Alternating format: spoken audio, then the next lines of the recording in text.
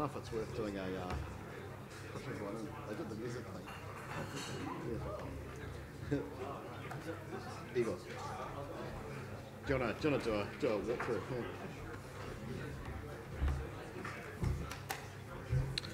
Yeah. Alrighty, let's crack into it. It's the last segment. Shh.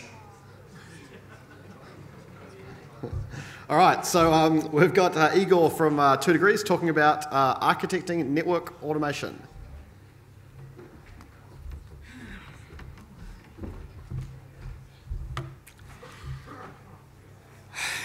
Good afternoon, everyone. My name is Igor. I work for 2 Degrees as a network architect, and we're going to talk about network automation. I think we kind of have heard today about various degrees of that, and Cisco talks and a couple of the talks from Facebook guys, and earlier on we actually heard from NZNOG guys, and I will just start, I guess. So architecting the network automation, today we're going to talk about what would you do and how you would organize or create your own network automation system, or think about it as a framework, using some of the technologies like Kafka, databases like Elasticsearch and some other time series databases. But we will start with actually doing. All right, is it working? All right, so we will actually start with looking at the what interfaces the modern network operating systems provide and what you can expect from your vendors, right? So if you look into the screen, you can see that I've created that small diagram talking about looking at the different APIs and different interfaces you can use to automate your networking devices, which is management plane, control plane, and forwarding plane. And we're going to actually talk about some of the APIs and the protocols which you can use, and talking about some of them in greater details, and maybe not so much about the others, right? So, okay, and we go and talk about that. The first one is gRPC. It stands for Google Remote Procedure Calls. It is an open source remote procedure call system. It uses HTTP2 as a transport, and it provides bidirectional streaming. And it is used for configuration management in modern routers. A lot of different vendors support it. All the primary vendors like Cisco, Juniper, and I think Arista as well support that protocol to different degrees, and I'm going to talk about that as well.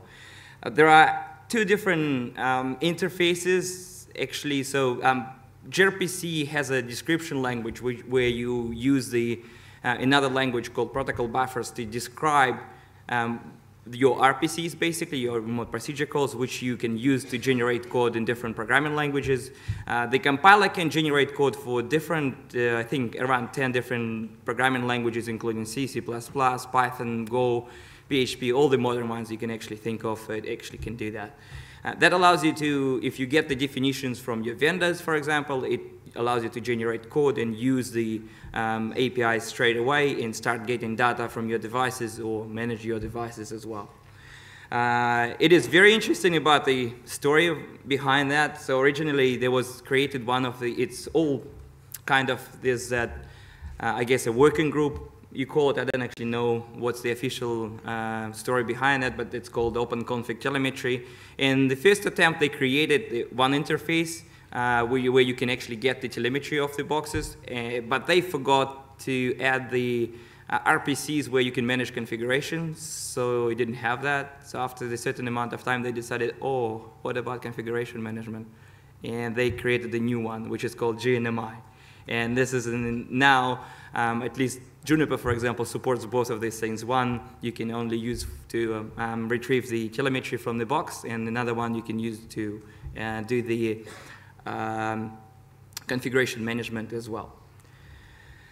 And next one is netconf. Is very popular if you're using tools like Ansible today, or SaltStack, or using modern frameworks or the libraries in Python. You're probably familiar with netconf.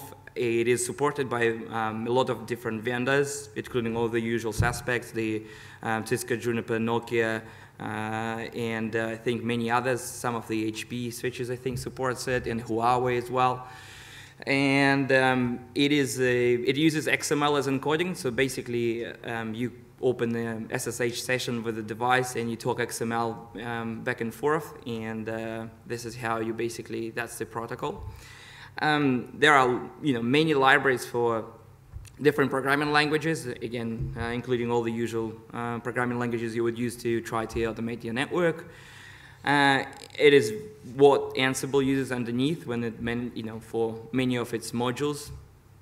And I think this is the protocol of choice for me as well to do most of my automation stuff on the network, because it is supported by all vendors and it's actually working for a lot of different things. You can retrieve the operational support. So there is difference between gRPC and netconf.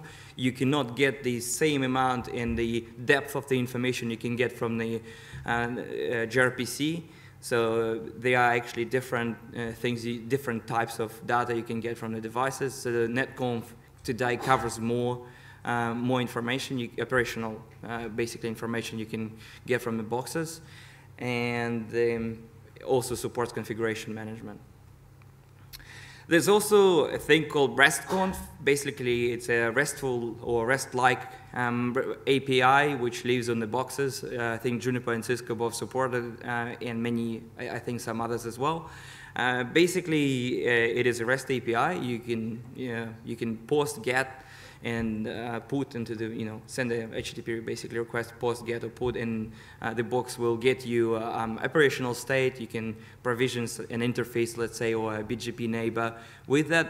And we're going to talk about the differences between the those two things, actually, RESTconf and netconf. So the main difference when you're trying to use the RESTconf API on the box is you're provisioning one element or one piece of the configuration. If you're configuring an interface, this is an atomic operation, meaning you configure the interface is configured, and that's it. And it returns success, or it fails to configure the interface, which is a bit different for netconf. In netconf, you log in, you lock the configuration, you get the candidate configuration, you edit the candidate configuration, and you change all the things you want to change, or you want to add an interface, you add an interface, you want to add a BGP neighbor, you add a BGP neighbor, and after that you commit the configuration, and that succeeds, it fails.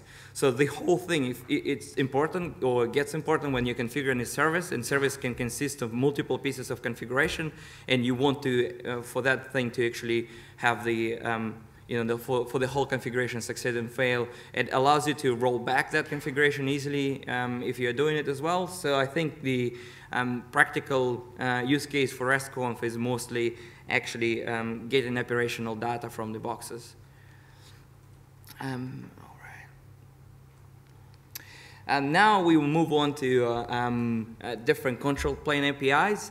From what I know, they are all proprietary at the moment. I know of ones existing for Juniper and Cisco, ISXR, and both of them use gRPC as a means of, basically it's a gRPC-based API. They provide direct access to things like firewall, COS, basically QS or COS policies, without needing a configuration change. And I think this is also important because it actually much faster if you want to do something. For example, if someone came and connected some Ethernet link or something like that, and you want to quickly test that device on the other side is reachable, meaning you want to test the IP connectivity to that device, using those proprietary APIs, you can quickly create an interface without changing configuration. It's in a matter of seconds it creates that. And you ping, for example, the other end, and you remove that interface, and that's what's kind of how it works. It also can deal with the, applying the firewall filters or changing the firewall configuration, meaning you can apply a shaper or rate limiter on an interface and change the, basically the policers without changing the configuration on the fly, and it is very quick. It might be interesting use cases for that, for example, for some of the satellite or wireless links, when the condition changes, condition change, and you get different modulation on the wireless link. In the bandwidth changes, you can readjust your policers on the interface using that, and that's one of the use cases for those things. There are actually proprietary protocols which can do it, for example, for on some of the microwave gear. And yeah, I'm ready to. So for the forwarding plane, currently it's not really an API. It's more of a programming language which you can use to program a new behavior into your forwarding plane. Like you can introduce a new encapsulation, you can do in-cap, decap on the box.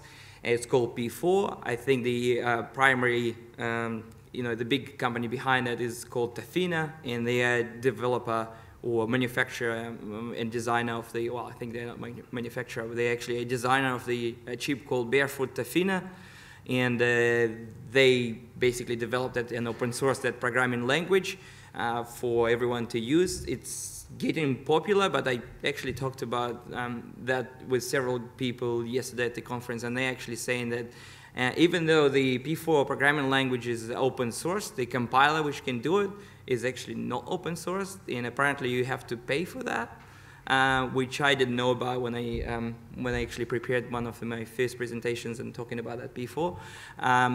I believe, at least I saw on the website, Juniper website, they support P4. I believe then that they actually wrote the compiler for that. I have not checked myself, but need to talk probably to the Juniper guys about that. So that, it allows you for flexibility. You can do anything you want. Of course, the hardware limitations which you still apply. So if the ASIC cannot do it, then you won't be able to do it. And now we will actually move on into the area where I'm gonna talk about the system which I use when I'm doing the network automation in our network at the moment. So currently, I like to split it that way. Hopefully that makes sense. And there's multiple, kind of building blocks of that system, which is telemetry, and discovery, configuration management, inventory, streaming platform, also known as message bus. So today, NZNOG guys talked about the I think Joe talked about the Kafka, and this is the software which I'm using as well. Time series databases, which I think that people talked about today as well, and monitoring and analytics and visualization. Now let's go into details of that system. So at the heart of the system is a message bus. So basically, all the I wrote my own collectors. Basically, what they do, they collect the information using different available interfaces from the boxes. If the box has SNMP, I will use SNMP. If the box has gRPC, well, I'm trying to use gRPC to extract the telemetry, meaning interface counters, CPU load, memory utilization, component temperature, alarms, any of that sort. I actually collect using any means I can actually, and then all of the collectors, which are on the, at the top, or in Kafka terminology, they call producers. They produce the data into a message bus.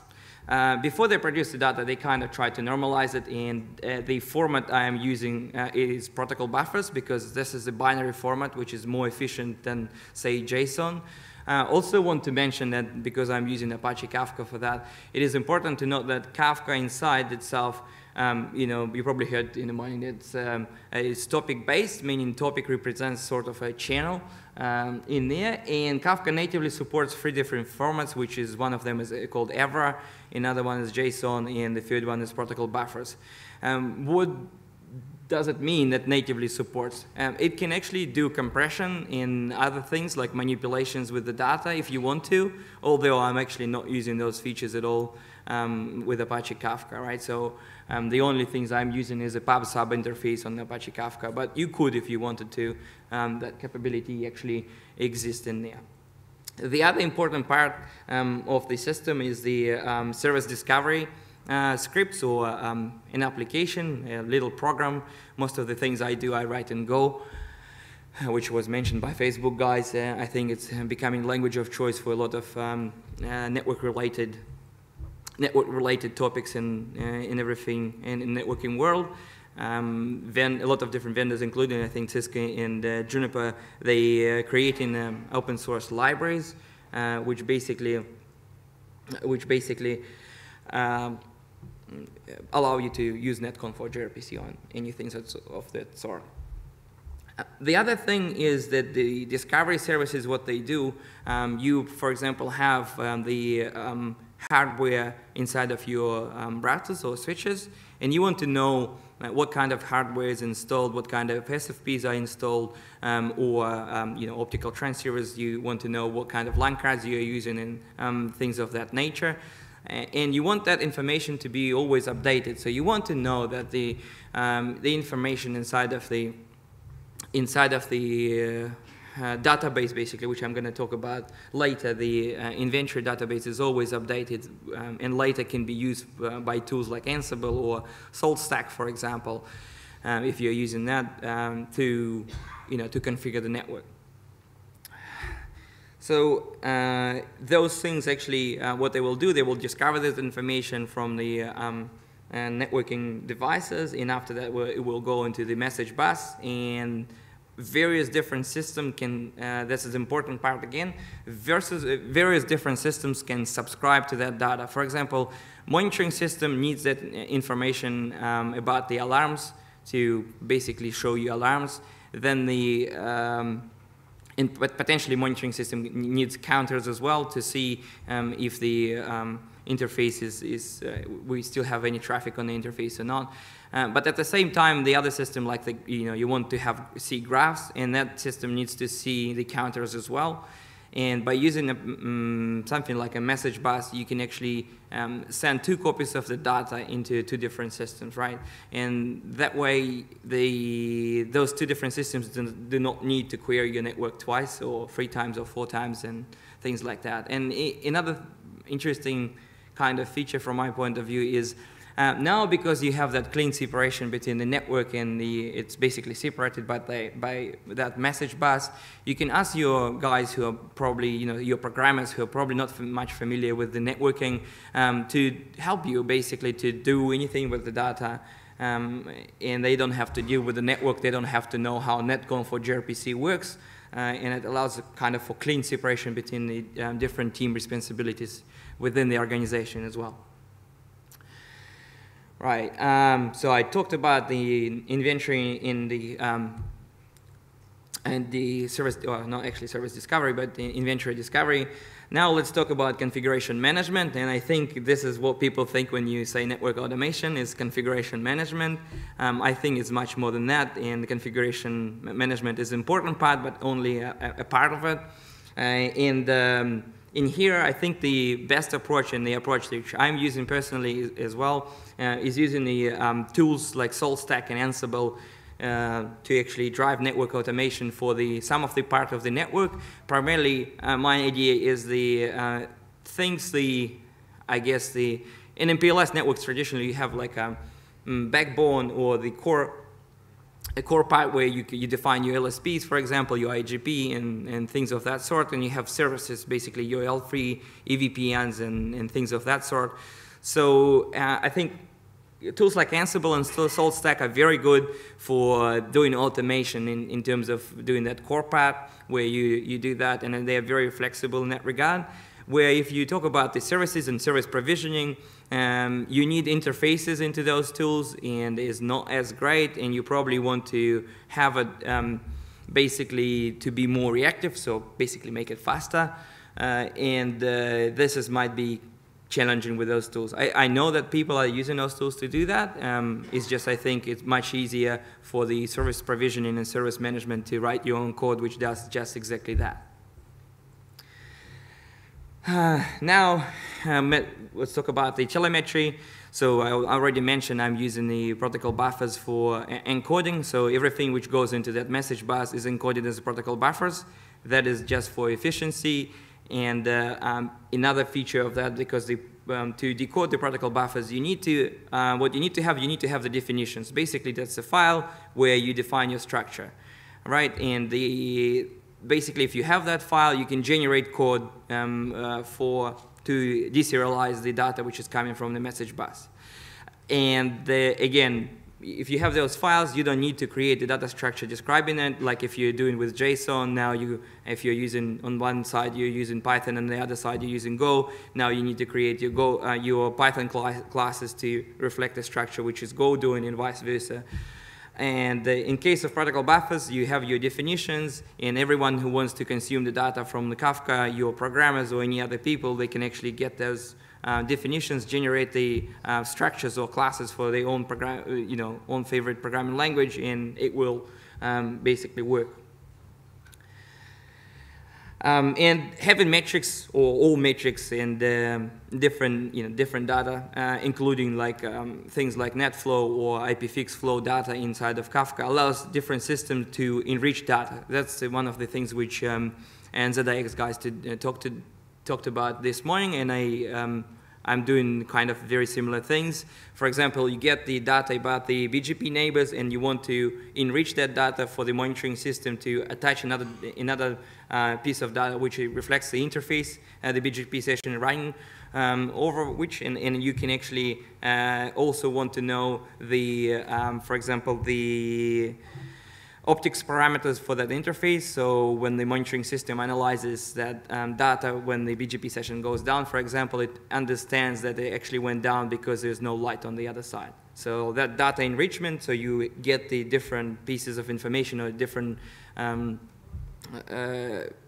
parts from different places, and then you get one big chunk of that, which is then goes. So it comes from Kafka. You enrich that data, it goes back into Kafka into different topic, basically, on different channel.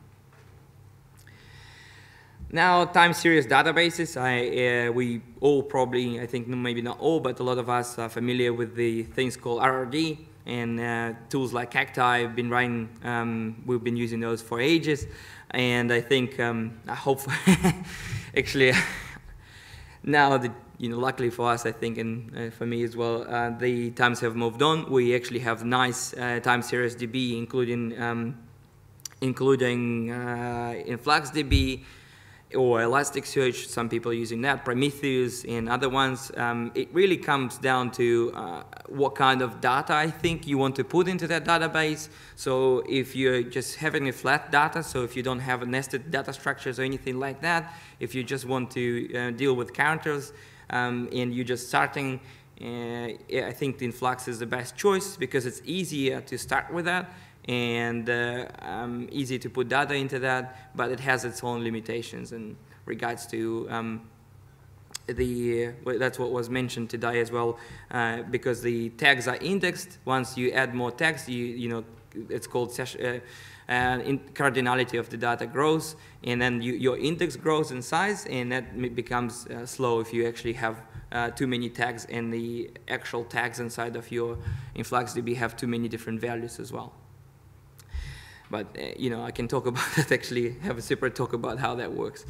And Elasticsearch I use for different type of data. For example, if it's IPFix or NetFlow, Elasticsearch is the database I use because it has a nested data structure, and there are actually real nice graphic tools or basically visualizations possible to do with the thing called Kibana. So there are interesting things in there. And again, this can be enriched. So basically, what happens when you get the IPFix data, you can actually, using the Logstash, for example, which is another tool from the Elasticsearch family, it can add the geolocation data into the IPFix records, and then you can actually form a map, and you can do all sorts of interesting things with that map as well.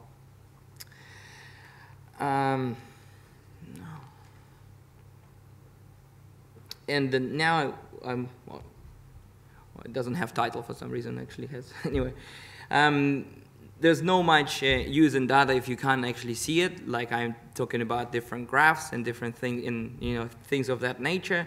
So you need to see your data. For this purpose, I use Graphon, and a lot of people have talked about that. We actually saw in the morning guys presenting about the how that looks. I just the additional things I added into Graphon, it's sometimes hard for you to manage that because if you have different, many links and many interfaces and many boxes, you probably want to have some automated system which goes and updates your dashboards and creates them from template. Unfortunately, I can't recommend anything good open source to actually help with that. I know there are some attempts to do it with Ansible, but basically, I think you would be better off to write your own. All right. Now, one of the things which I've been doing lately is exploring the idea of ChatOps.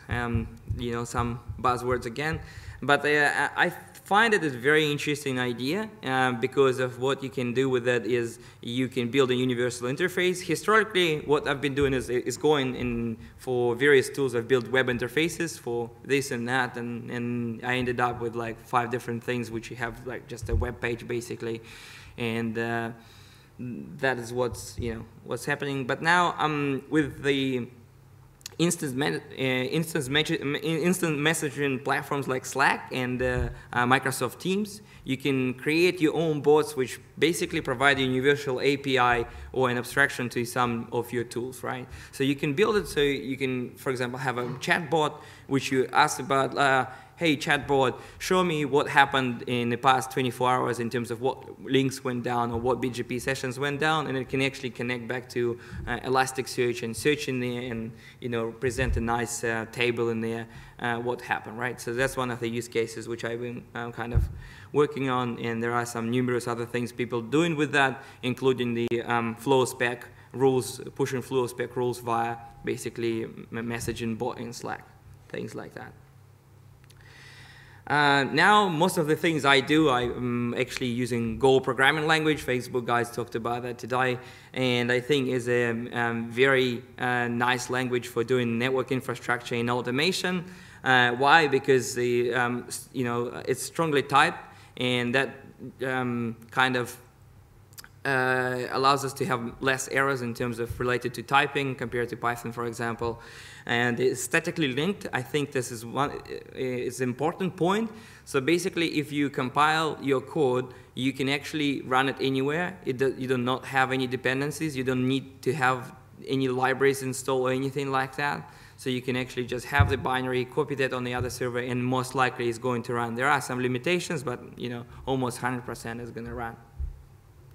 It has great concurrency primitives out of the box. So basically, if you want to concurrently connect to hundreds of thousands of the boxes, you can do it. So for example, my collector I wrote, and I'm collecting netconf data from, I think, around 200 devices. I just use a single binary, and it consumes maybe like 500 to 600 megabytes of RAM, which is not a lot. I tried to write the similar thing in Python, and it actually uses significantly more resources than that. But it's only not about just the the resources. It's more about the ease of use inside of the programming language. It's very easy to use it concurrently, no threads. It's just instead of that, it has a lightweight Go routines inside. It is cross-compiled, meaning you can actually compile it on Mac for Linux and for on Mac for Windows and on Linux for Windows and vice versa.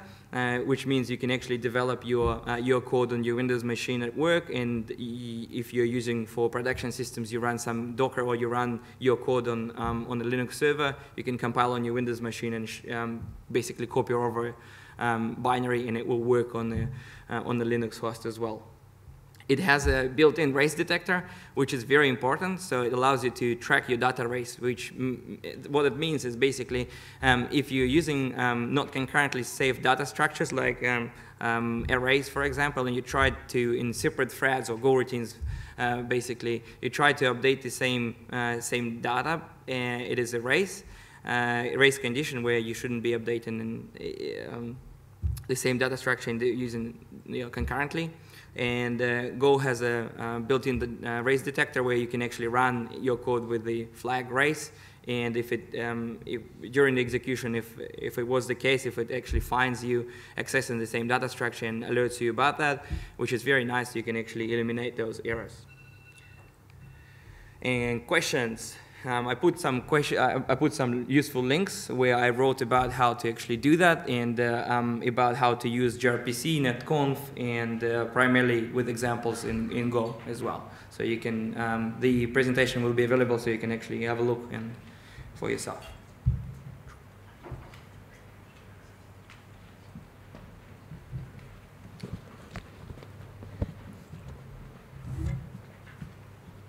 Where was that hand?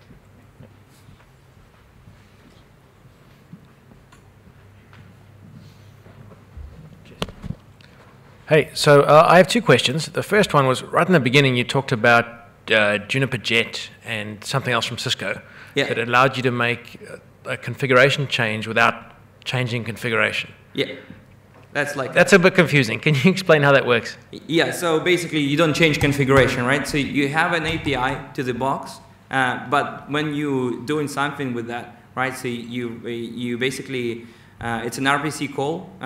In your code, it looks like you're calling a function. And for example, you say function create interface. It creates an interface, so it connects to the remote system and creates the interface, but it does not do it by changing configuration. It's a separate thing compared to the config. Config stays as it was, but the interface, if you run show commands, it appears. Okay. All right, the second question then. You've got your collectors gathering telemetry from all your devices. How often do you gather telemetry, and what is the consequent load on the devices? It's an interesting point. I've been doing it with netconf, collecting a lot of data. Basically, if you're familiar with Juniper, that's equivalent of show interfaces detail command, and I'm collecting interfaces. Some of the boxes have thousands of interfaces, right? And no significant difference, maybe 3–4% overall difference, and I do it every 2 minutes for netconf collection. For gRPC, for the boxes which do support gRPC, that's every 2 seconds. Wow. And it's streamed, so I don't have to pull anything. So one of the beauties of gRPC, you don't pull anything. You don't ask devices, just the data just comes to into your script. So cool. Thank you.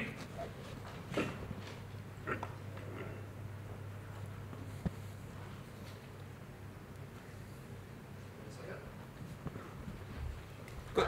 Thank you.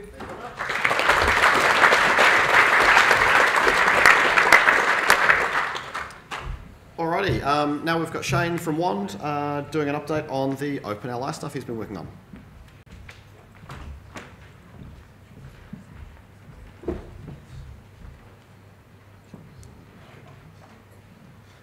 Cool. All right. Thank you, everyone, for sticking around. I know a lot of you have to get to the airport very soon, so I'll try and make this quite quick. So as Nathan just said, I am Shane. If you haven't met me before, I work for the WAND Research Group, and this is a quick update on where we're at with the OpenLI project. It has been occupying a lot of my time and headspace over the last year or so. So if you were not at NZNOG last year, or have simply forgotten because it was that long ago, you might remember that Dave Mill got up and spoke about this OpenLI project that we were just trying to get off the ground to try and help people in our industry solve their TIXA-LI obligations in a way that cost a bit less money than the vendor options.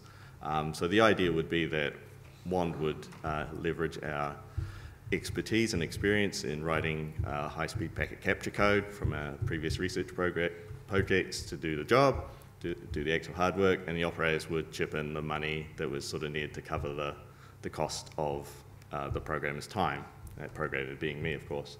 And then we would start to, once something is starting to take shape, we'd work together to do some testing, try and get some deployments going, and once we're reasonably happy with it, the finished product would be released open source and anyone could use it. Whoa, a bit quick there. There we go. Sorry. So these are the organizations who I'm pretty sure gave us money. I don't actually get to see any of the the bank statements or anything like that. So these are the people that I'm fairly aware of have given us money. So if you see any of them wandering around this evening or at the airport or something, then maybe you want to buy them a drink if you've got plans on using OpenLI later. So yeah, to keep it short, we did what we said we would do, but I will go into a little more detail. So what is OpenLI if you're not still sure? So basically it's software designed to run on an x86 box. I've packaged it for Debian and Ubuntu, and hopefully Nathan will get around to submitting that PR later that does it for RPMs as well. It's an entirely passive sort of system, so basically you would install OpenLI, create an OpenLI collector box, put it alongside, say, a BNG in your network, mirror some traffic into it, and OpenLI would just do its thing. And of course, it's relatively cheap. The software itself is open source, licensed under GPL3. And in terms of the collector hardware, we're just talking sort of an off-the-shelf one-use server from your preferred vendor with a 10 gig DPDK compatible NIC in it. What it is not is perhaps a more important thing to get across.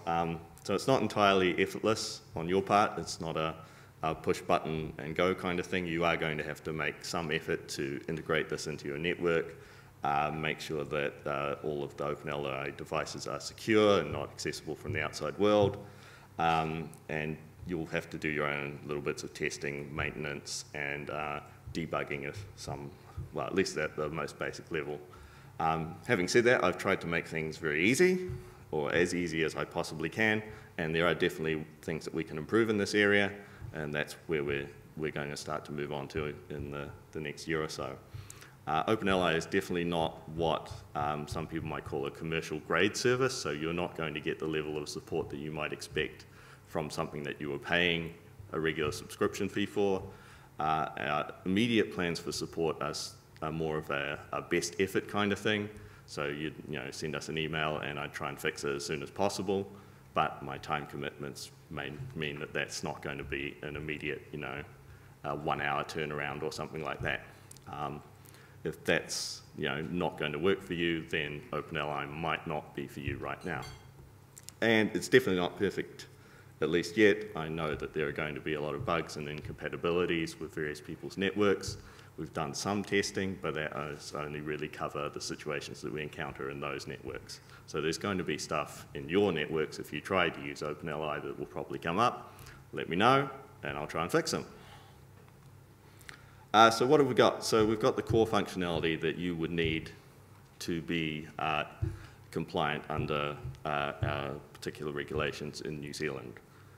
So we can do IP data intercepts quite comfortably. We can parse radius traffic to map your users or people, the names of people that appear in your radius to the IP sessions that they're running. We can do VoIP intercepts by parsing the SIP and recognizing the RTP streams and turning those into intercepted traffic. We can handle static IP ranges for both v4 and v6 targets. We do all of the encoding to meet the ETSI standards for both the CCs, the communication contents, and the IRIs, the intercept-related information, the metadata that you have to send to the agencies alongside your intercepted packets. We handle the mediation of those encoded records to the agencies, and it's designed such that we have a distributed collection model, so you can throw as many collectors around your network as you need, but there's still a single centralized point for doing the management of those intercepts. So when a warrant comes in, you don't have to configure all of your collectors, you just configure that one central provisioner, and it will push the instructions out to the collectors to start the intercept. The collectors themselves are not limited to just a single interface for mirrored traffic, so you can, depending on the design of your network, you may need to mirror traffic in through multiple interfaces. That's fine, we can do that. So, as I've said, we've done some testing. We have at least one operator that I'm aware of that has a deployment that is running in production, and there are other operators who have at least played with it a little bit. We've done plenty of testing with packet replays that our partner ISPs have given us from their network, so that we know that at least in the general case it will probably work with their traffic. And Neil Tapp has been really good to us and allowed us to do some tests directly with him as well, since interoperability testing opportunities are pretty limited when you're competing with these big vendors. Right, so the code's released, it's open source, it is available on GitHub, so you can go to that link, grab a copy of the code. As I said, GPL for v3 license with all that entails. So that means you can use it for commercial purposes in particular, provided you meet the other obligations. I do that. Package for Debian and Ubuntu, so we've put them up on that bin tray URL, so you can grab all the packages from there. And we have instructions on the GitHub wiki that will tell you exactly all of the bin trays that you need to add to your sources list to get everything. Ideally, we'd like to get this sort of, into mainline Debian at some point, but we're a little way away from that. So where are we at now? The big thing is people can start using it and let me know what's wrong, what's broken, what doesn't work for you. So we ran a tutorial here on Wednesday.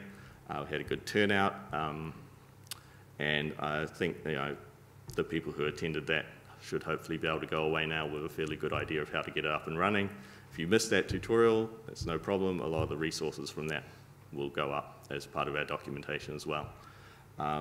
If there is some sort of demand, I haven't really asked Richard this yet, but if there is some sort of demand, then I'm sure we can arrange to run some more tutorials for people who want to have a bit more of a face-to-face discussion of how to get it all going. Whoops, missed the thing. And the reason I want you to use this is because I really want to start to get a bit more of a community going around this. At the moment, the bus factor is 1, so I have to look both ways before I cross the road, because if I get hit, then that's the end of it. So it would be really good if people can start using it and start sort of buying into that community aspect of it, contribute back maybe some examples of how you got it working to extend the public documentation. If you had a funny use case, maybe talk about how you did that, contribute that back, as well as maybe there are people within your organisation that would be capable of just chipping in with a bit of code here and there, again, to deal with maybe your specific edge cases or things, because if you run into them, maybe there's a chance that will benefit other people as well. So there is this question of ongoing support, and there was a quite vigorous discussion at the end of the workshop on Wednesday about what people were expecting from us in terms of the support in the long term. Everyone, of course, does have different expectations. Some people will want the 24/7 help desk kind of level of support. The reality is that you've got that right now. And so for the short term, what we're really proposing is we're going to just keep trying to do that best effort model, right? So as my time permits, and that does depend on sort of ongoing funding for the project, I'll be there dealing with bug fixes, the user feedback, the important things, and things will sort of get dealt with as they appear in my priority queue. So if you turn up and you say, it's not quite working for some reason, there's this weird crash, and I have this warrant that's turned up on my desk, that's probably going to get higher priority than I don't really like the way that it sort of integrates in with my current network. Can we futz around with it? So, we'll work through it as priority demands.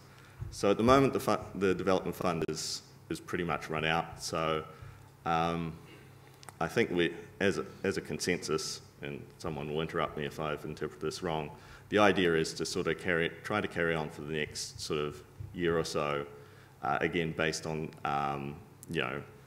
voluntary contributions from operators who either are using OpenLI or are interested in using OpenLI in the future. So much like we've done for the past year, that was enough to get plenty done. As I say, what we've got now works, but there are plenty of things that we can improve, such as, so there's a few ideas up there. This may not mean a lot to you if you haven't actually looked at OpenLI yet, but things like being able to do live configuration updates through a web interface, probably through JSON objects or similar, so you can integrate it into your own existing web-based management systems. There are certain requirements in the ETSI standards about being able to buffer things for as long as possible whenever your connectivity to one of the agencies goes down. At the moment, the buffering is limited to just whatever memory you have available on your machine. That buys you a small amount of time. It would be more ideal if we could buffer that to disk as well.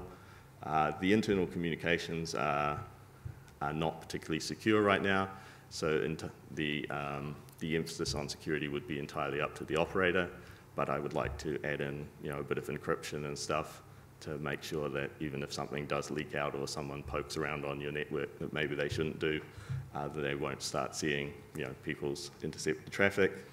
More options for translating some vendor-specific LI outputs into what the agencies here would consider as proper and compliant ETSI. I have worked with one operator already to take their vendor's non-compliant LI output and convert it or translate it into the output that the police or the other agencies would accept. If that could be a problem for you, then I'd like to add more modules for that as well. And also just focusing on general performance improvements and making sure that we can deal with customers who have 1 gigabit connections. And so that's really it. So those links would be quite useful to you, no doubt. You can get the code from that GitHub link. There's more information on our website, and if you are interested in OpenLI in any way, whether you want to give us money, whether you have feedback, or if you think that you don't like the support models that we currently are talking about and you would prefer something else, we would still be interested in hearing about that, because that's something that we can talk about internally and say maybe there's a scope here for us to look into doing something a bit different than what we're already doing. Right, thank you. Any questions?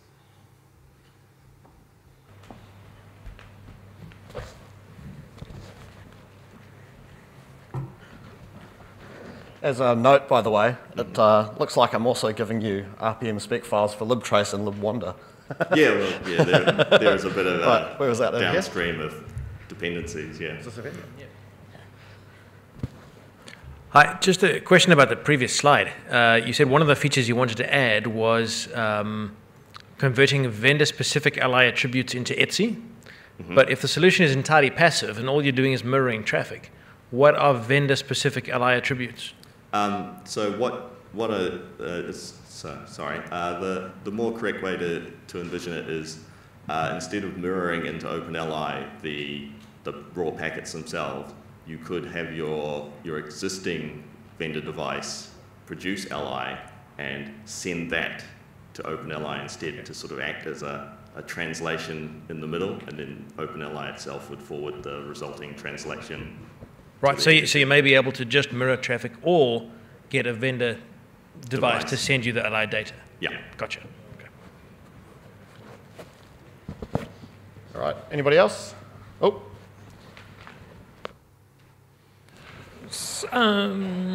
What outputs can you, what is OpenLI actually expecting to take in terms of output of the data stream? Can it, for example, pull apart a VLANs and do a layer 2 if you're a layer 2 provider rather than a layer 3 and above provider? Basically, just give it the packets. Right. Give it the packets. It's based on a library called Lib Trace that we've developed and maintained, and it's basically Lib Trace itself provides all the APIs that allow us to skip as many packet headers between us and the IP that the agencies are interested in as possible. Right. So it will just... This is all configurable, this is all in the documentation?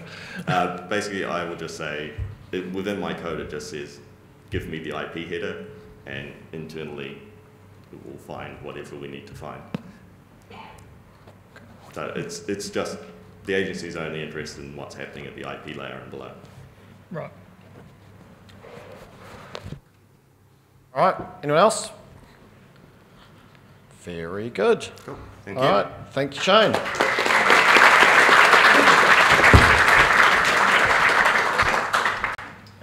Alrighty, so you're going first? I am. All right, okay. In that case, it's going to be the very good. All right, so Steve Martin from GCSB is going to update us. What do you mean? Hi everybody, how's it going? So I am Steve Martin from the GCSB. Big thanks to Dave Mill and the rest of the NZNOG crew for having us and for doing quite a good job on running this NOG. It's pretty spectacular. Big thanks to Neil who got us organised to help with the lawful intercept solution to help with your compliance with the Act. And Neil's done some spectacular work, as Dave has, in getting this all sorted, so big thanks to them. This is really quick because I've got 7 minutes before I run out of time, and then 3 more minutes before I get in my cab. So at the moment, is that right? No, it's the pointer. No. Yeah, time's running out. Oh my goodness. Can you just explain? No, there we go. You good? All right, Just no, we're press the good. buttons firmly. Which one? Arrows only, so left and that one's right. All right, so. Fuck. All right. I'll do these. No. Just, which one is it? That one. So, yeah, or yell out change and he'll All change. right, sweet. So if we go back one, please.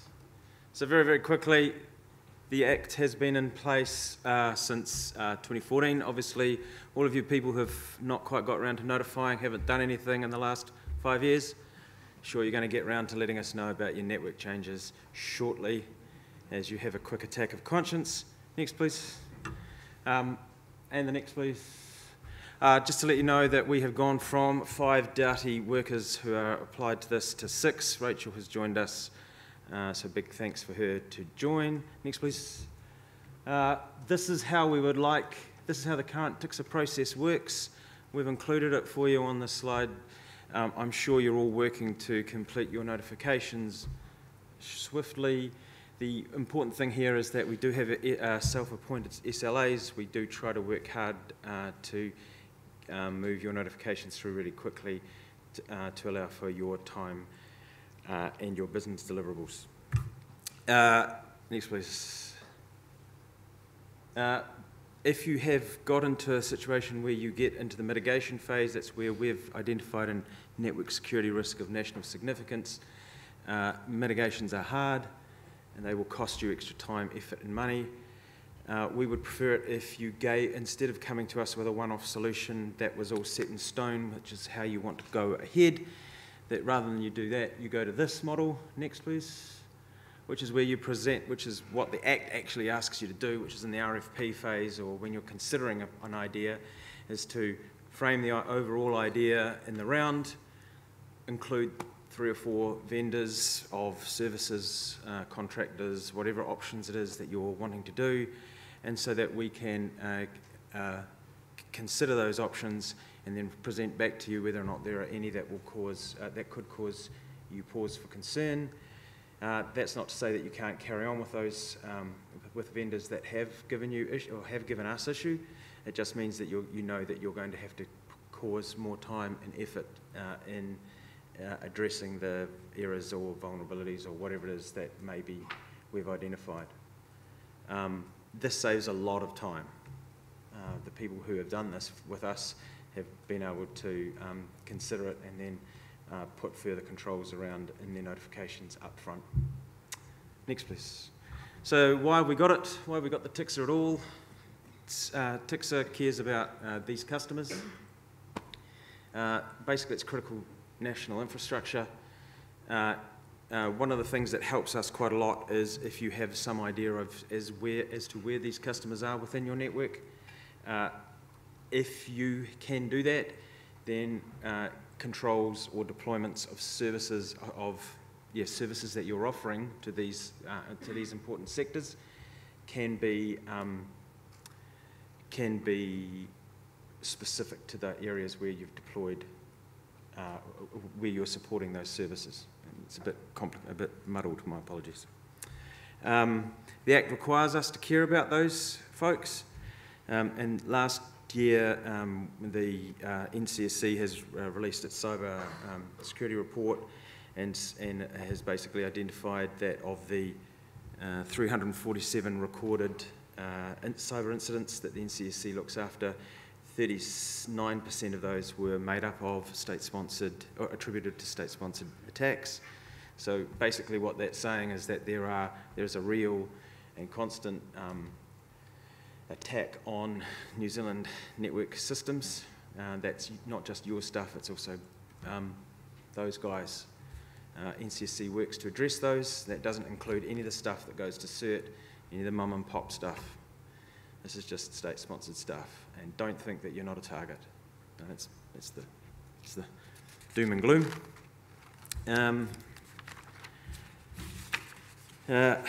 Just one more thing, and that is, I don't want to talk about that. What we are going to talk about is, what I do want to talk about is this coming year we are going to be changing the guidance, the TICSA guidelines. 2 more, please. Thank you. TICSA guidelines are going to be changed this year. Last year we worked on the exemptions. We've simplified the exemptions. If you want to find out what they look like, you can go to the TICSA website, click on the exemptions button, read what they now look like. We're wanting to change the guidance. We'd like your feedback. If there's anything that you don't understand, if there are suggestions you'd like to make or input you'd like to give, we'd really appreciate it. We'll be releasing them into the wild for your consideration in the, for the TICSA Roadshow around July or August later on this year. I think I'm in time. Any questions? Thank you very much. None at all. All right.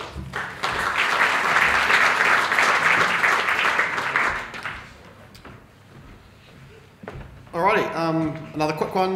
This one is from Neil from New Zealand Police.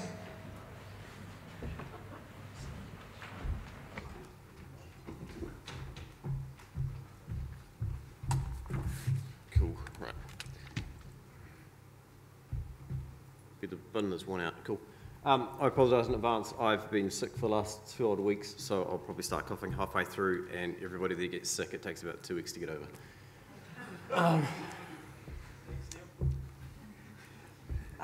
We're about to. So pretty much every year I kind of pick a part of the Act and I try to explain it in a pretty simple terms. This year's one is aimed at management and your upper layers and the people who make decisions. I've kind of gone in the past low-level detail and it was exactly how to do things. This year is just why bother, really? Why not do it? Clicker works. For those people that don't know, there is the registrar on behalf of the TICSA Act that is held by the police. That is kind of the front door for the 3 surveillance agencies. We need you guys to, if you haven't registered, register it. If you carry customer traffic, if stuff goes through you, get someone in there to register so that we have a contact. The big one for us is so that for Ally, in my, well, on my side of the fence, hey, it went too far. Weird. Oh no, that's right, sorry. That was our address. So that's how you get a hold of us. And yes, there we go. That was the one I was meant to be talking about, the registrar.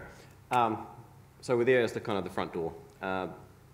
We kind of need your contact details, and the reason why you have to update every November is so we have the right information there. So who is it that a warrant should be served to inside your network, the person that's trusted, the person who has the access.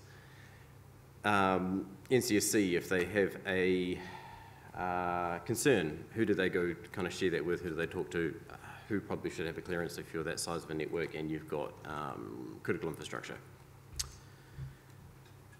And yeah, I mean, everyone's pretty good. I think we're up to about the 170 mark now, which is pretty good.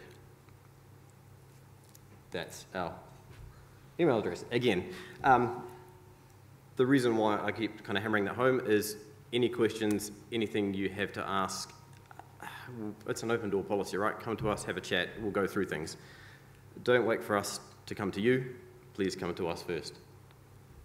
Tell us about your services, tell us about what you can do, and that's a much better position to be in. Okay, quickly at a very, very high level, I'm going to run through the most common levels of Allied that there are. Everybody in this room pretty damn much, has the duty to assist. That is, if someone comes knocking at your door, you will answer it and you'll say, welcome in, let's see what I can do. I haven't met anybody yet who has said no. Everybody that, if a warrant is served on you or they're asking for information, you know, the reason why is given to you, and everybody has kind of come forward and gone, yes, this is what I can do and this is what I can try and achieve. Duty to assist applies pretty much to everybody. Now the clicker doesn't work. You can do it. There we go. Next level up. So I am skipping through some stuff, but intercept accessible, you will open the door when required. Essentially, that's what it means. You know, you don't actually have to do anything. You, I think maybe your one might be for like fiber taps have to be in place, but you have pretty much no equipment. It's up to the surveillance agency to come along and do everything for you. Again, most people won't do that. You all will competent engineers and you have engineering staff that can do that, and it kind of becomes a collaboration. Make sure I cover anything I have to do, so it's just, yep, cooperation. Intercept Ruby, next level up. This is for the people who have, or sorry, the network operators have under 4,000 customers. You pretty much, paraphrasing, you need to be able to do a port mirror. You can take traffic off a node and mirror it off. You don't even need to segregate out, I don't believe, a particular customer's traffic. It's all the traffic coming through that node, and you blatantly trust that the surveillance agency coming along will be able to do that for you. Again, all the examples I've seen in the last couple of years, people have been able to go above and beyond, which is absolutely awesome.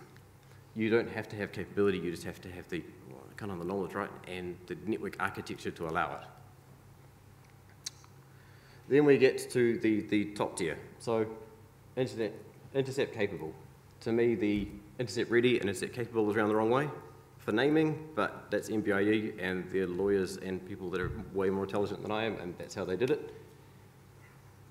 Network operators, more than 4,000 customers. Realistically, what this means is you must have real-time interception. You must be able to be given a warrant, action it, deliver to the LEA. We're talking, you know, within seconds of something happening, it makes its way through the network and goes through. This was the news a couple of years ago about PCAPs aren't cool.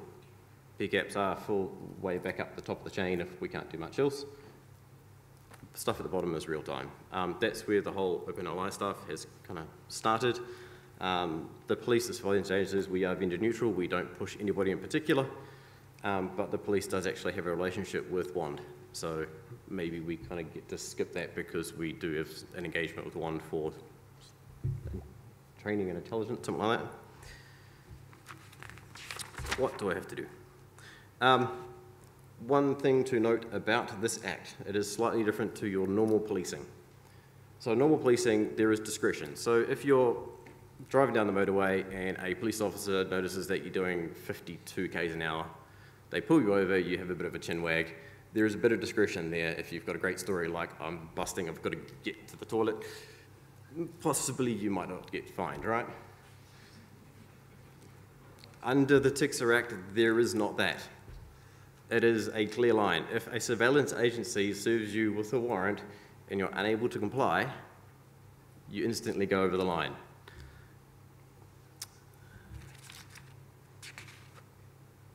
Yeah, sorry, bad news bear. That's just kind of where we're at. We like to help people. This is our address, please. I'm way more than happy to have conversations, explain things, go through stuff. I'm not a lawyer, none of us are lawyers, but it's a logical approach to how this is applied, right? Okay, serious non-compliance. This is the bad side of the business. Nobody wants to be here, but non-compliance is non-compliance. So, I might as well start reading paraphrasing. So, the network operator serves an enforcement notice and the surveillance agency may make an application to the High Court. The fun part for you guys is the surveillance agency has 3 years to serve that. So if you're at risk right now, the business carries that risk for 3 years. So what you did in 2015 is cool because we've just gone past it, but anything from 2016, 17, 18, your business is currently at risk. Where are we going with this one? Right, so the High Court may make a compliance order requiring a person to do a specified thing, cease an activity, or any specific activity. So the idea being that the risk or the issue that's there, you mitigate, can be mitigated. Security bonds, lots of fun stuff. This is all the High Court and the Crown lawyers go through this stuff. The High Court may make a person, may order a person to pay the Crown a pecuniary penalty that the court determines to be appropriate. So,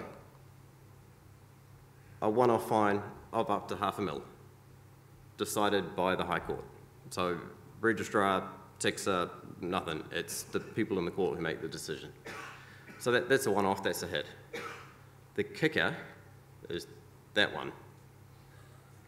If you continue to be in breach, $50K a day.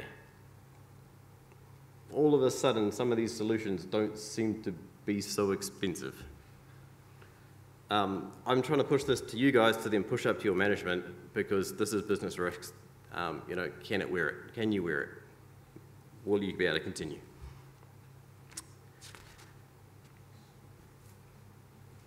Cool, that's the end of Bad News Bear. Ooh, go back one. No, we're there. Right, that's our address. If you have questions, please get a hold of us. Again, like last year, if you think you've been served something that's potentially wrong, your business isn't making moral decisions, it's all made by high courts and by the people at the very, very top of the GCSB and SIS. However, if you think something's funny, or you've got a cop on your door and why are they there? Is this guy even sworn? Come through this path and somebody will be able to answer the questions and get the right information. Right, end of Bad News Bear. Dave Mill and Shane Alcock, can you come up for a second? Focus. Everyone's got that weird cough. Yeah, no, it's funny. All right, so in the kind of intelligence community, there are these little tiny little coin thingies, and I don't have any, nobody in my office has any, but as a token of the appreciation and the work that's kind of been in, this is kind of coming your ways on behalf of the agencies. And you can shake each other's hands so you don't get sick. Thank you.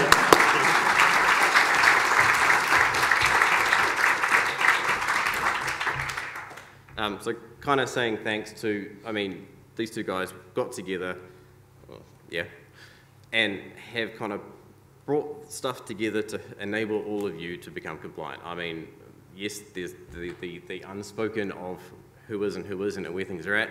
Let's just get over the line and do what we can, right? Again, come talk to us, come tell us what you're doing or what you're not doing or what you're capable of. Cool. Questions?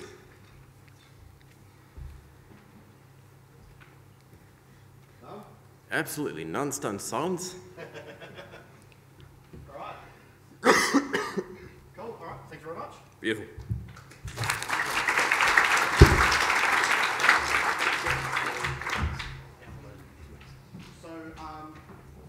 Can we turn this thing on? There we go. So we're going to do lightning talks and so on now. Quick announcement though, the NZNOG hoodies, I think there was some business cards and a thing for a draw. Turns out there's, I think, 7 of them, and they're, 2 of them are XL. Yeah, XL and 4 are 2XL. 3, yeah, the XL and 2XL, and those are the only ones they've got left, so if they'd fit you, it's first in, first served, I think. As long as your business card was in the draw. So, yep, first in, first served for those. Yeah. Thank you very much. Oh, yeah, I guess we can just...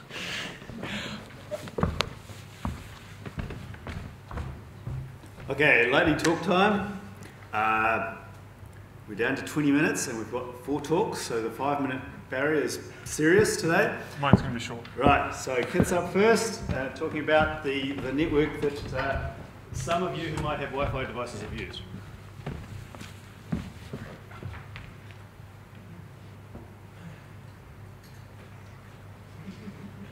All right, so for the last few years, we've built a faucet network for NZNOG. this is quite a useful thing for us because we actually don't get too many opportunities to deploy Faucet in new different situations. Like all the developers, we deploy it ourselves at our own organizations, but that's quite a small pool of places to test it. So it's been quite good for us to be able to deploy it at NZNOG. And as you may be aware, we've learnt some things from those deployments in the past. So this year, the plan was I was going to do something really simple and then just incrementally add features. And then we had some ideas for some features that we might come up with, like be V6 only and you had to opt in to have V4 and maybe with a wall of shame and that kind of thing.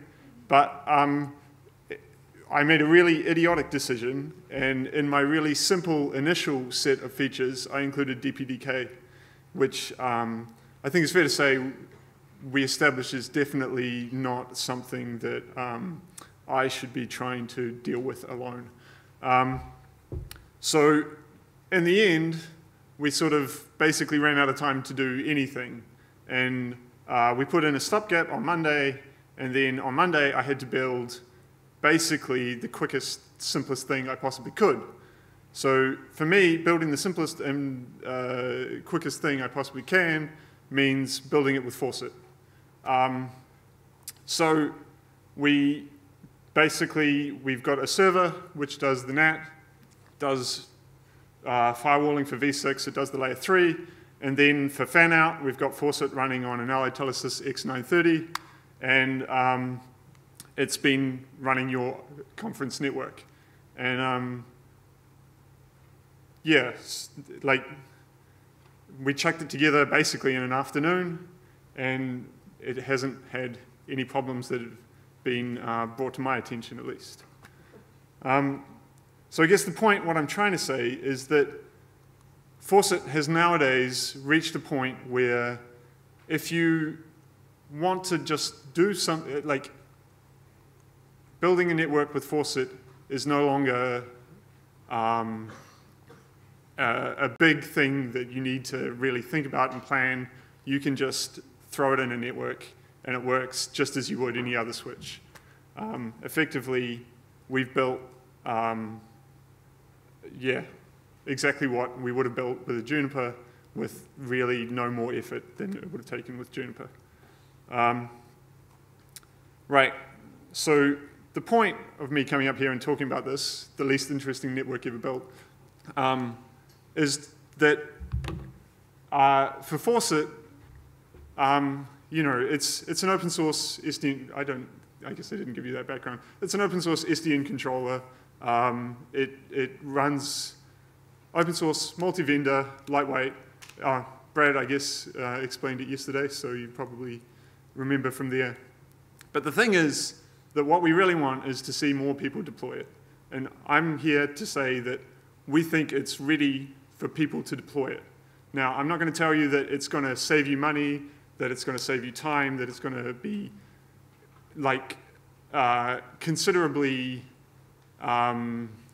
advantageous over whatever vendor equipment it is that you currently use. But if you agree that you know, open source multi-vendor SDN is actually something that you would like to see working in the future, then I think you should think about, can I deploy Faucet? Like, have you got an opportunity where you could actually maybe try something a bit different, give this a go, and then give us some feedback about how it works, what you'd like to see added, features you want, any bugs that you happen to find. These things are incredibly helpful for us. So here's some places you can get some information about it. If you're interested, you can get in touch with me. We are very keen to help if you've got like a real intention to actually deploy this somewhere. Thanks.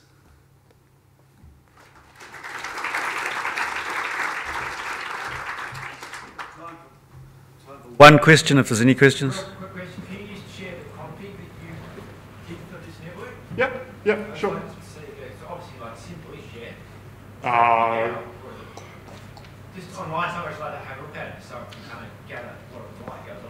I can show it to you. Okay. Should I put it on the Twitter? Yeah, sure. Okay. Next is Lindsay Druitt. The title of his talk is Lindsay's Lightning Talk, so I'm not exactly sure what it's about, but we're going to find out. Right, 5 minutes counting now. Well, I always talk about infrastructure just because everyone talks about networks, really cool. The question I have is that people, by and large, do a good job looking after their thing, but you get a chorus card. You go and do your PTTN course. They say, here you go, I've actually got 4 customer templates on that, and I go into an exchange, I see all these racks belonging to the Vocus, Vodafone, 2 Degrees, list goes on, and I wonder, will they know if I access their racks? If I open the doors, who's going to know? What's even funnier is I was dealing with one of my customers, I phoned up the NZNOG, and there was already a contractor working on the equipment. I said, oh, hi, it's Linz here, I'm on site. Now, who last logged in? They said, well, actually, you did last week. And I said, well, you've got a contractor working on the equipment right now. So that's the first part, but now, next slide. So cameras are better. Actually, can you flick the next slide for me? What's going on there? It looks like a contractor doing his, well, an engineer doing his head in to the captions. So again, you need to know what's going on. And then we look at power. Beautiful graph. What happened there? We've actually, I was at home. I had a hysterical wife saying, I've got no power. So that could be a site, what happened. Temperature. Just as a disclaimer, I don't have HRV solution at home. I told the salesman exactly where to go, but so I'm doing my own thing. And you can see that the roof temperature is scorching about 44 degrees yesterday until the power went off. But it was 11 kV, so what's the temperature doing in your POP? So that's really what I was going to talk about, and I've done that in 2.5 minutes. Any questions?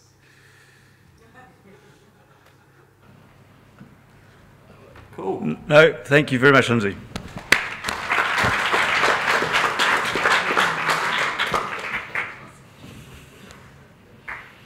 Okay, next up we have Liam and Brad to talk about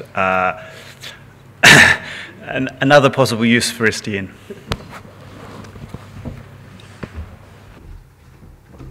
Oh, that trips. Try and fall over on stage. It's a good start, right? You're first. Cool. All right. Hi, I'm Liam. Some of you may know me as NZ Liam on Twitter. I'm here with Brad Cowie at NZ Gizmo Guy from Wand and or Fawcett. Today I'm going to talk about some real-world problems we encountered in building a service provider network, specifically the ISPCO network, and how we're using SDN to solve some of those problems. Probably first, a brief intro as to how I got here. Back in 2017, I had some spare cash floating around, and instead of being a responsible adult and doing something sane, like, I don't know, buying another Ducati, I got together with some mates, and we decided we should build a national service provider network using SDN as a bit of an experiment to kind of, see if we could do it and what would happen. Primarily, our goal was to service chorus tails for about four of us smaller service providers. This started out as a bit of a hobby for me, and well, now my hobby has office space, a payroll, and investors. Cool. All right, next slide. So our grand idea was that we could bring in this one rack unit box from an OEM in Taiwan called Lana and do everything using SDN and virtualization on the one box in one U in the exchange. So that's your chorus handovers, your BNG, your routing, your MPLS and VPLS, your backhaul, and do all of that alongside other complementary applications you might like to run, like radius and DNS on other VMs on the box using KVM. Cool. So this is the box. We shipped a crate of them in, went out and got ourselves a Chorus account, and put them in a bunch of key exchanges around the North Island. And we've been running them in production for over a year now, some of them probably about 18 months. So I didn't quite end up achieving my utopian SDN dream, but I learned a lot about Open vSwitch and service provider networking and Chorus in the process.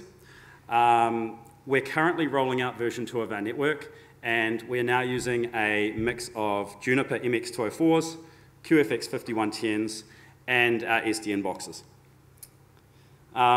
So, one of the problems we encountered, which is the same problem that some of you guys have, is how do you match a Q&Q tail from a UFB or DSL end user to their respective, say, downstream reseller, without having to manually build all of the bridging config, or buying a really expensive vendor BNG, and then buying all the advanced feature licenses to do that.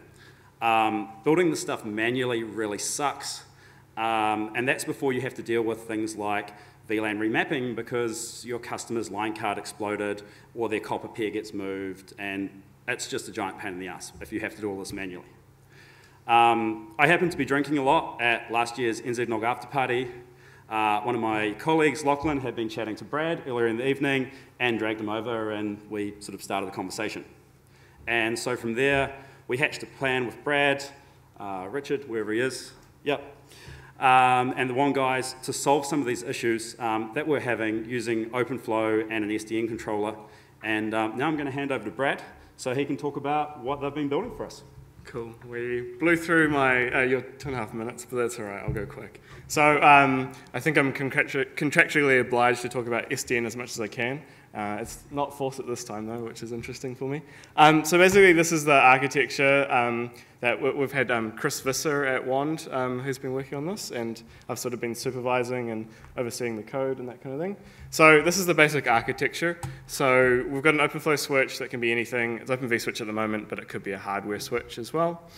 You basically have your CPE that's doing some kind of PPP or DHCP to get an IP address right, and we want to connect it to the right ISP. So it gets bridged into an LFC, you get a handover of a bunch of VLANs, you get 2 of them stacked, and yeah, you want to end up all the traffic going to the ISP. So what we kind of built is this controller, which it's about 700 lines of Python at the moment. I apologize for not using Go, I've not learnt it yet, but I might have to go do that when I get back home. And so what it does is it initially puts down a drop rule, so it drops all frames except PPP frames, and steals PPP frames, sends it to this shim we wrote, and basically it implements enough of the PPP protocol that it can get through the handover to the point where it gets to the realm, and then it uses that realm to find the ISP on the SDN switch, and it puts in a shunt rule so that all further traffic from that VLAN pair and MAC address will go to the correct ISP. So the idea is you'd have multiple ISPs or whatever, however you want to architect your network. And that's the real basics of it. And then here's the massive what it does and what it doesn't slide. So yeah, we do PPPoE interception at the moment and realm detection. We do different kinds of TPIDs, that kind of thing. But in future, we want to read into both PPP and DHCP frames and get the actual circuit ID that comes from the LFCs. Add an API for actually being able to integrate this and run it in production. While this tool isn't in production yet, we've definitely tested it in the lab at Lem's place. And then adding a bunch of other different circuit building styles so that you can build some other services on top of this that aren't just traditional UFB circuits. Anything you want to say? No, that's probably pretty much about it. So we're not in production with this yet. I've got a lab set up in my office with a bunch of switches and routers and kind of replica of the SDN gear we've got in exchanges. And there's a bit more dev work to do to add the additional features so that we can kind of roll that into what we want to be our production ecosystem, including DPDK, which, as we know, can be challenging sometimes. Particularly if you haven't used it before. And we're probably, I don't know, I'd say 3 to 6 months away from putting this into actual production use. Probably need to actually get into the Chorus lab and do a bit more real world testing before we shove customers onto it. But yeah, it's a little bit of an experiment to see what we can do and see whether we can avoid going out and buying those expensive BNG and advanced feature licenses and just do it in the SDN kit we already have in place around the country.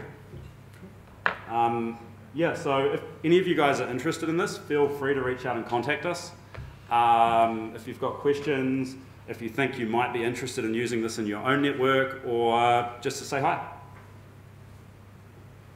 Should we take some more questions, or do we blow through our time? Could take one question, if anybody's got a question.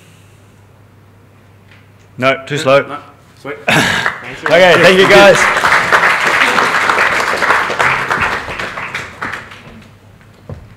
And our last lightning talker is Stephen, who's going to talk about some of the stuff he's been doing on his network. Okay, so title of the talk is Engineering in the SMB Space, trying to create a reliable network on an unreliable internet. Okay, so the idea is that, the internet is potentially an effective WAN connectivity. Domestically, yes. Internationally, yes, no, maybe. It depends what you want to do, how you want to get there. There's lots of different ways to get lots of different places. Absolutely work. Come on. There we go. Big problem is path optimization. Obviously, you can just implement BGP, or in my case, was you just go down the path segmentation. So to sort of spin up some microchecks in the cloud at whichever data center you like. In our case, we're doing NZ China, so we just segmented at its peak out into New Zealand, Australia, Singapore, Hong Kong. So you end up with a network which looks like that. So New Zealand, Australia, Singapore, a couple of Hong Kong routes, one in Shenzhen, and then the China office there. There we go. Maintaining optimal paths and ensuring QoS. You can just throw OSPF at it and tweak the metrics, but that only gets you so far. Just Googling around, it all seems to point to fancy SDN solutions. The top one of those is the Cisco PFR. It's path selection based. Path selection based on the link performance policy. So you've got active probing to determine latency, packet loss, jitter, all that sort of fun stuff. That's the basic model. If you have a link which is your primary link, gets some, some latency or some traffic loss, PFR will automatically switch it over to a better ideal performing path, which is within your policy metrics. So we're not running a Cisco network, we're a microcheck house in terms of the routers. So how do you run Cisco PFR on a non-Cisco network? Basically, you just do not let the Cisco see it. You just run it transparently. So you just present every path as a VLAN to the Cisco. So the Ciscos at each end, they just see each other over VLANs. So every path is defined as an MPLS TE tunnel. So it's a traffic engineering tunnel with where it has an actual defined path that it has to take through the network. For us, when I was playing with it, the MPLS TE between the Ciscos and the Microdex didn't work, so we just resorted to VLANs. In terms of entry-level point, just the Cisco ISR 1000s are the entry-level point. Configuration, obviously, it may seem a little bit insane trying to create a tunnel for every possible path. So how do you do it whilst keeping your sanity? There's a Python package called NetworkX, which is about studying networks and graphs. Just get downloaded on GitHub. So how does that help? Short version, you simply throw at a JSON file with a list of your routers, your links, and the link costs. You tell it your endpoints, and it can spit out an ordered cost-optimized list of your path with the next top addresses. That's everything you need to run up your config. You can run that through some while loops. You can spit out your microcheck and Cisco configuration. So that's what a typical JSON file would look like. It's obviously truncated, so it kind of spits on the slide. You got your node definitions, you got your link definitions along with their respective. So in this slide, you're basically loading in the JSON file as a node link graph. Then you're running the shortest simple path algorithm over it with your source and targets you want, and then it just spits out a list of your next hops along with the paths. That's the actual production reality in the network. So there's 40 different tunnels. In that case, it's selecting the 115.6, which is the Spark Alibaba Hong Kong to China Unicom route, it's like 85 milliseconds. It's within the 1 second. It's within the 110 millisecond policy, and it bounces around, just selecting whichever the path is the best. That's what it looks like in reality. We didn't need the Australian Singapore routes anymore, as the routing with the cloud coming up in Asia, like the AWS and the Office 365, has made the routing up to Hong Kong a lot better. So it's two microtext at each office, and with 3 cloud routers, just microtext. So 1 in Shenzhen, 2 in Hong Kong. And obviously with a Cisco router at each end, just doing the PFR. Yeah. Cool. Any questions? That was fast. Anybody got a question? Okay, it's 5 o'clock. That's it. We're done. Thank you, Stephen. Anything you want to say? I think it was a pretty good survey. Just remember, we will have a survey later, and please fill it out. We do actually pay quite a lot of attention to the results, and no, we have not thought about where next year's conference will be.